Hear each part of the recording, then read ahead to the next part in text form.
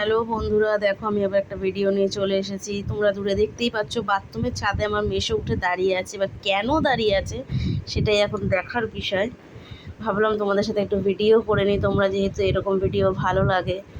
এই দেখো আমার মেসো যে দাঁড়িয়ে আছে, এবার জিনিসটা দেখবে তোমরা ঠিক করে। এই দেখো, বলো তো তোমরা এটা কি? ছাদের কুমড়ো শাক হয়েছে, এবং কুমড়ো শাকের গাছে কুমড়োটা দেখো কত বড় হয়েছে কুমড়োটা।